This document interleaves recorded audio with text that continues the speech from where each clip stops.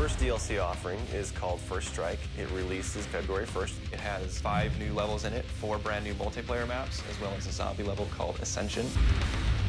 Kowloon is inspired by the single-player campaign level that was also set in Kowloon City, China, but the actual design and the layout and the geometry in the map is built from the ground up for MP.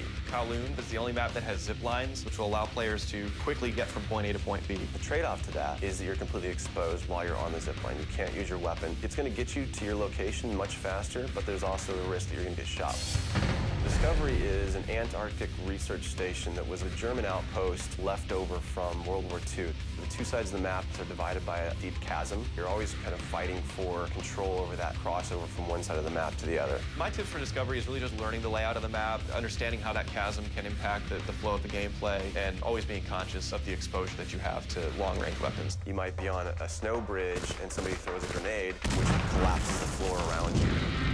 Our large map is Berlin Wall. This focuses on the checkpoint Charlie area of Berlin. It puts you fighting on the 2 different sides of the wall. So you've got East Berlin versus West Berlin kind of thing going. Berlin Wall has certain attributes about it that if you use it right, you're going to have the competitive edge over your opponents. It has a lot of very long view distances. It's a really great map for snipers. There's some good high points, some good elevation there. And one of the unique aspects about Berlin Wall is that there's the no man's land in the middle. You can take the risk of going through no man's land to get a faster route, but there's a good chance you're going to get mowed down by the outer turrets.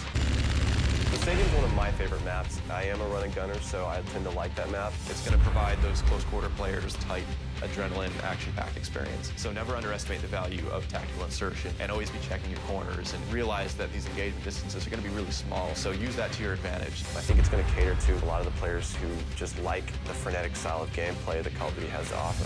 One of the big agendas with this map pack is we wanted to listen to the feedback that people have been giving about all the maps they've been playing with the release of the game. They want more verticality, more sniper opportunities. They really love the interactivity that we did. These are components that we wanted to bring back in a pretty big way in the first DLC offering. First Strike is going to be available February 1st for 1,200 Microsoft points, and it'll be available on Xbox 360 first.